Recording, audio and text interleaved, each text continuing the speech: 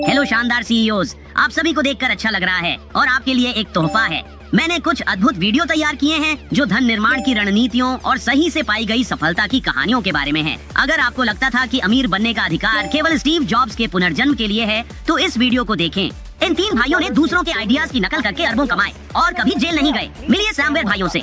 Mark Oliver Alexander 1999 में उनके पास एक आइडिया था। उन्होंने देखा कि अमेरिका में ईबे कितनी सफल थी और बस उन्होंने सोचा कि वे इसे जर्मनी में लाएंगे। तो उन्होंने ऐसा किया, उन्होंने ऑरलैंडो लॉन्च किया और 100 दिन बाद उन्होंने इसे ईबे को $53 मिलियन में बेच दिया। यह उनका ब्लूप्रिंट बन गया। रणनीति सरल थी, सफल अमेरिकी कंपनियों को पहचाने, उन्हें तेजी से यूरोप में दोहराएं, मूल कंपनी को वापस बेच दें या सार्वजनिक हो जाएं। उन्होंने ज़ापोस की क्लोनिंग की जिससे वे ज़ालांडो बन गए। एयरबीएनबी को विमडू बनाया, ग्रुपॉन बना सिटी डील और दर्जनों अन्य। आज वे प्रत्येक $1.2 अरब के मूल्य के हैं। मुझे लगता है आप कह सकते हैं कि कॉपी कैट कहलाना इतना बुरा नहीं है जब आप इतनी अधिक कमाई कर लेते हैं। वाह!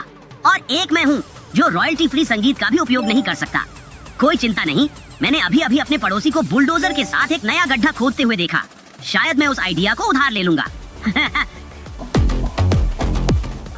इन एपिसोड्स के बारे में मुझे जो पसंद है वो है आपके साथ सफलता के लिए असली अंदरूनी सुझाव और रणनीतियाँ साझा करने का मौका मिलना। क्या आपको लगता है कि मैं बड़ा चढ़ाकर बता रहा हूँ? बस देखते जाइए।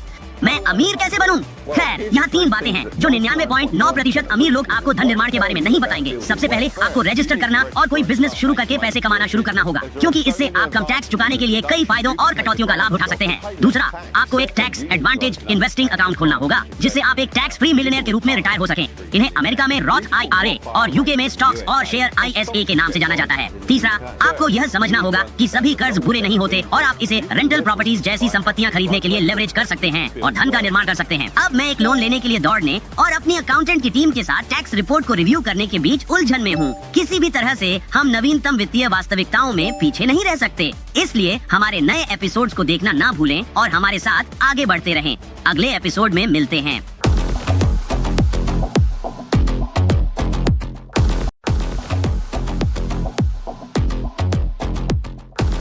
हेलो मेरे प्यारे सीईओज और साथी हैमस्टर्स, आज हम एक बेहद विवादास्पद क्षेत्र में प्रवेश कर रहे हैं। कभी सोचा है कि शायद घर का मालिक होना सही सपना नहीं हो सकता और इसके बजाय आपका सपना होना चाहिए कि आप उस जादुई 5 लाख के इनकम तक पहुँचे। हमारे साथ बने रहें क्योंकि आप इस खुलासे को मिस नहीं करना चाहेंगे।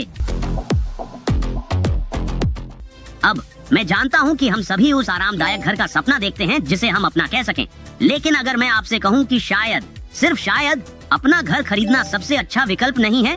हाँ, मैंने कह दिया। क्यों अपनी जिंदगी की सारी बचत को किसी इंसान के आकार के पिंजरे पर खर्च करना जब आप इसे किसी और अधिक बुद्धिमान चीज में निवेश कर सकते हैं। मेरे साथ जुड़े रहें क्योंकि मैं अगले वीडियो के साथ इस पहिए को एक बिल्कुल नई दिशा में घुमाने वाला हूँ और अंत तक शायद आप इस छोटे से हैमस्टर को उसकी चतुराई के लिए हाई फाइव दे रहे होंगे। यह बहुत विवादास्पद होने वाला है। मुझे नहीं लगता कि घर का मालिक होना अमेरिकी सपना है। मुझसे बात करो। आपको घर का मालिक तभी होना चाहिए जब आपने बाकी सब कुछ कर लिया हो, जब आपने अपने पैसे का निवेश कर लिया हो, जब वह आपके लिए काम कर रहा हो, तो शायद तब घर खरीदें। उस 1 लाख 2 लाख का डाउन पेमेंट करने के बजाय क्या आपको सिर्फ एक जगह किराए पर लेनी चाहिए और उस पैसे का निवेश करना चाहिए? हाँ, आपको रिटर्न की तुलना करनी चाहिए। हम जल्दी ही अच्छे दोस्त बनेंगे। तुम्हें देखो, अमेरिकी सपने को नकार रहे हो, लेकिन मुझे लगता है कि तुम सही कह रही हो। कौन अपनी जीवन भर की बचत को घर पर खर्च करना चाहेगा? प्राथमिकताओं के बारे में सोचो दोस्तों। और अगर बात जल्दी अच्छी दोस्ती की हो, अगर तुम कम प्रयास में अधिक मिठाइयाँ दे रही हो, तो हम पहले से ही हमेशा के लिए सबसे अच्छे दोस्त हैं। आप सोचते हैं कि जीवन अभी अच्छा है? तब तक इंतजार करें जब तक आप $500 मिलियन की राशि पार नहीं कर लेते। इसके लिए किसी हैमस्टर बॉल की जरूरत नहीं है और मुझ पर भरोसा करें, सब कुछ बदल जाता है जब आप वहाँ पहुँचते हैं। शायद मेरी स्नैक के प्रति चाहत छोड़कर वह तो सदा के लिए है। उन फैंसी कारों और साइबर ट्रक्स को भूल जाइए। एक बार जब आप उस जादुई संख्या तक पहुँच जाते हैं तो आपको एहसास होगा कि आपको उन सभी चमकदार चीजों की जरूरत नहीं है। क्यों? चलिए जानते हैं। मेरा विचार है तुम्हें अपना पहला 5 लाख कमाने के लिए दौड़ना चाहिए, क्योंकि 5 लाख तक पहुंचने तक जैसे जीवन भौतिक रूप से बदलता है और यह बहुत बेहतर होता है जब तुम 5 लाख की इनकम तक पहुंचते हो। इसके बाद जैसे तुम्हें वास्तव में एक साइबर ट्रक की आवश्यकता नहीं होती। दुख का मजा लूंगा, हाँ, या यह महसूस करें कि एकमात्र चीज जो आपको खुश करती है वह है प्रोडक्टिव सफरिंग, और इसीलिए आप अपने दुख के लिए जीवन का सबसे उत्तम पल जीना चाहते हैं, क्योंकि आपको वह तो किसी भी हालत में मिलने ही वाला है ना? क्या हमें टाको लेने जाना चाहिए? ओह, किसी का तो हौसला बुलंद है। अगर आपको लगता है कि 5 लाख पर जीवन आसान हो जाता है तो यहाँ एक स्पॉइलर अलर्ट है। एक बार जब आप दौड़ पूरी कर लेंगे और उस जादुई संख्या को छू लेंगे, तब आपको साइबर ट्रंक नहीं चाहिए होगा, बल्कि एक झपकी लेने की इच्छा होगी। और मुझे दुख का आनंद लेने पर शुरू मत करवाइए। मैं जिस एकमात्र दुख के लिए तैयार हूँ वह है जब टाको वाला आदमी सालसा को छोड़ देता है।